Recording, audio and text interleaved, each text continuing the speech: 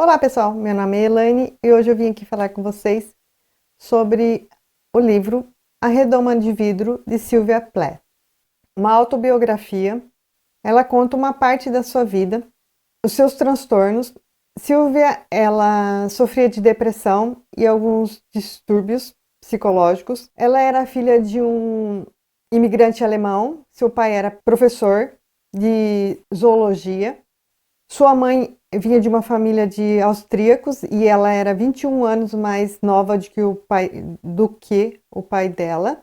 E eles são imigrantes que vieram para os Estados Unidos para construir suas vidas. Sylvia nasceu em Boston, dia 27 de outubro de 1932, e aos 8 anos ela perde o seu pai, e daí começa um processo de profunda tristeza na vida de Sylvia.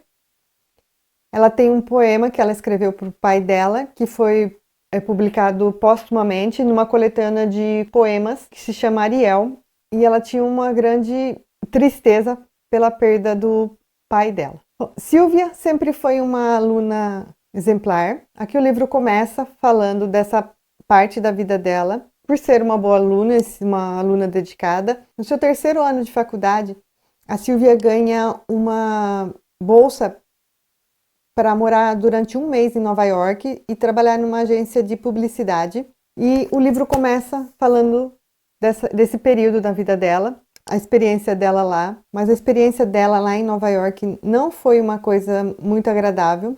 Apesar de ser uma coisa que ela queria muito para ela, ela começa a se questionar. Ela não se acha uma pessoa tão capaz para estar ali. Ela começa a duvidar dela mesma, da capacidade dela de fazer aquilo.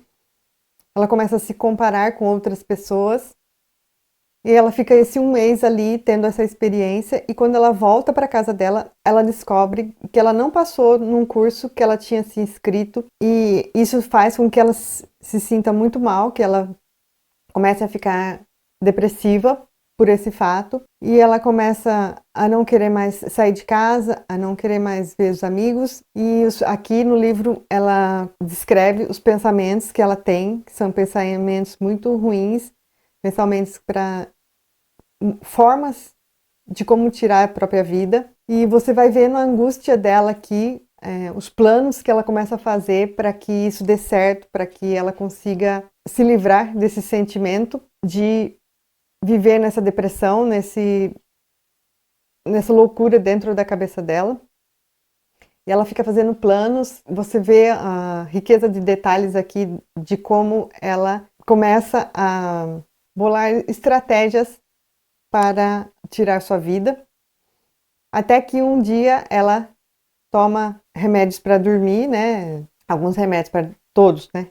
Um vidro inteiro de remédio para dormir. E deita no porão da casa dela, e lá ela fica até que a mãe dela ouve um barulho e encontra ela, e aí ela é levada para o médico, né? De lá ela vai para um hospital psiquiátrico, onde ela é internada por um tempo, acho que 4 meses, 3 meses, acho que é 3 meses que ela descreve aqui, 4 meses, eu não me lembro direito, mas ela fica um longo período ali. Ela passa pelo tratamento de choque, que era o que os médicos faziam, algumas clínicas, né, faziam naquela época para pessoas que tinham distúrbios psicológicos. E ela conta aqui também essas sessões que ela passou, como ela se sentiu, não só depois que acaba a experiência do eletrochoque, mas também como é antes dela chegar, como ela se sente até chegar nesse lugar, as pessoas que acompanharam ela para fazer esse eletrochoque.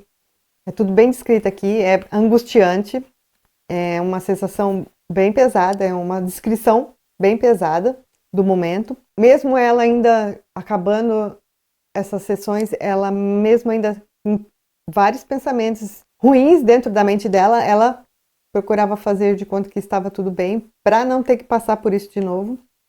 E estando dentro dessa clínica, ela conseguiu uma pessoa que financiava os estudos dela, depois que ela saísse dali, né? E está tudo aqui descrito. O livro vai até o momento dela conseguir se manter sozinha, não precisar mais estar naquela clínica psiquiátrica e a vida dela vai começar de novo. E aí o livro se encerra aí. É muito bem descrito. Tem um momento aqui que eu achei bem...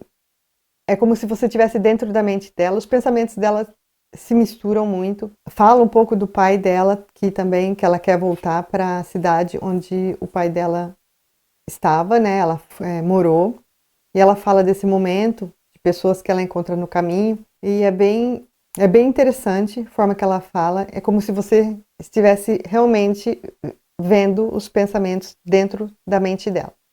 Muito interessante, eu indico fortemente. É um livro pesado, é um livro que talvez para algumas pessoas seja difícil de ler, mas eu indico que mesmo assim, se você tiver, é claro, se for uma coisa muito ruim, que mexa muito com seus sentimentos, que não é indicado, esse livro não é indicado.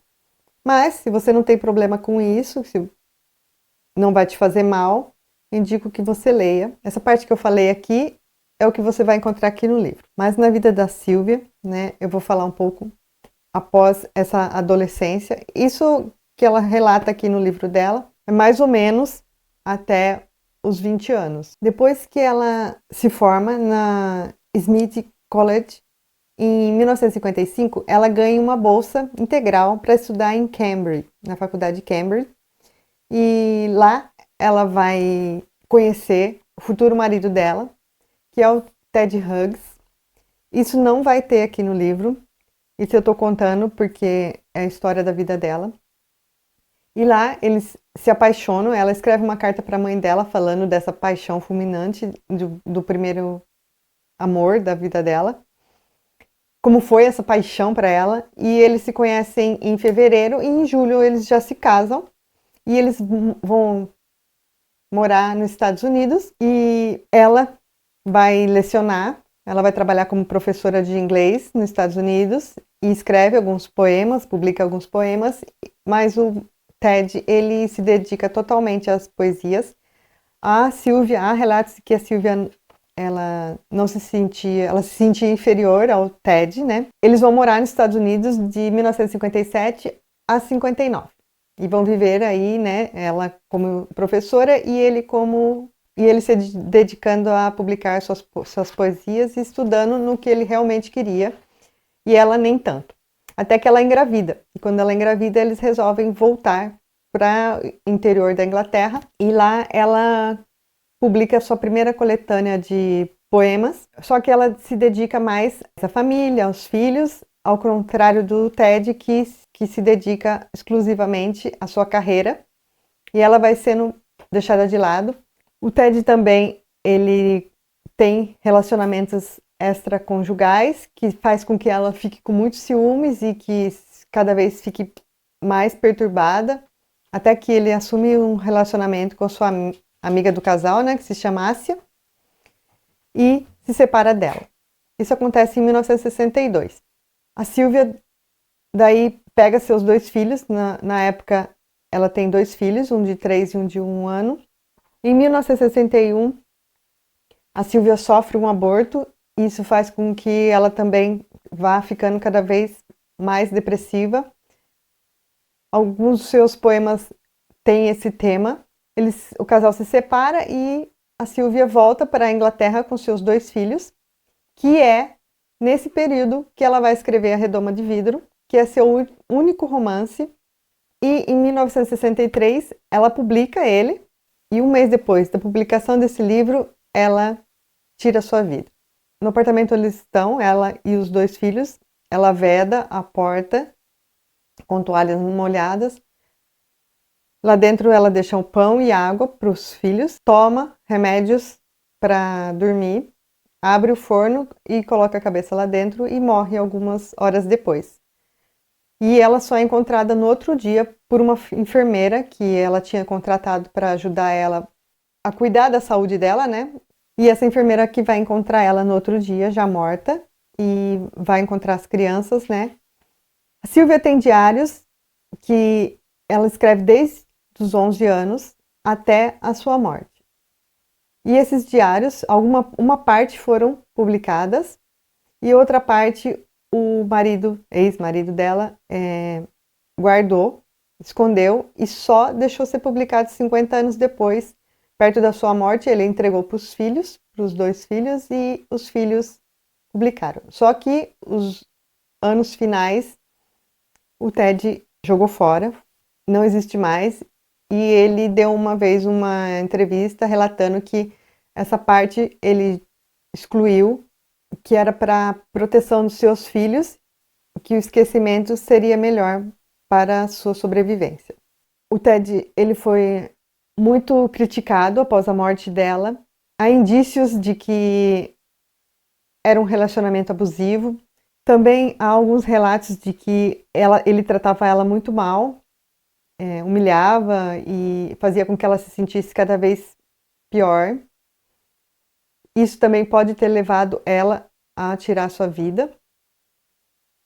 E o fato dele ter arrancado os últimos anos que ela escreveu no diário dela também é um grande indício de que alguma coisa ali ele quis esconder, né? O Ted, ele se casou com a Assia, né, que foi o pivô da separação dos dois, e ela também se suicidou, levando também junto a filha dela de 4 anos, depois de um relacionamento de 6 anos. Isso também não ajuda na fama de que ele seja um bom marido, né? O filho da Sylvia, o Nicholas, que era professor universitário e biólogo marinho, devido a uma depressão também tirou a sua vida em 2009. E essa é a história da vida de Sylvia Plath, um gênio, uma mulher incrível, uma poeta excelente, mas que teve uma vida trágica, muitas dificuldades, muitos problemas, principalmente psicológicos. O fato também de ter encontrado uma pessoa que talvez tenha agravado esses problemas psicológicos da vida dela, que fizeram chegar às consequências de tirar a própria vida. Tantas coisas, né, que podem ser. Quem poderia responder a todas essas perguntas seria somente a autora, e ela não vai responder isso pra gente. Então fica só os e se, ou talvez, ou pode ser. E as cartas e os diários que ela deixou. Ela tem também cartas que ela escreveu para o médico dela, que cuidava da saúde dela. Você pode encontrar esse livro de publicação de cartas facilmente. E se você tem curiosidade, eu fiquei curiosa para ler esses diários e essas cartas. Achei que deve ser muito interessante, gostaria de ler. Talvez mais para frente eu compre esse livro. O Ted Hughes não é muito acessível em português, até porque depois da morte dela, ele ficou meio que na sombra da Sylvia. E eu li o poema que ela fez para o pai dela, o Daddy. Indico que vocês também leiam.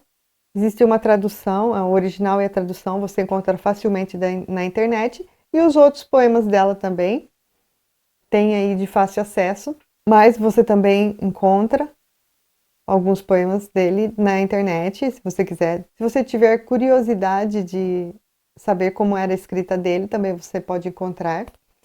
E leiam a Redoma de Vidro, é muito interessante, principalmente por saber como foi a vida dela. Eu gostei muito. Por hoje é só. Espero que vocês tenham gostado. Espero que vocês leiam o livro. O link do livro estará na descrição. E se vocês comprarem através do meu link, vocês estarão ajudando o canal a crescer. E não se esqueça de deixar o seu like. E até o próximo vídeo. Tchau!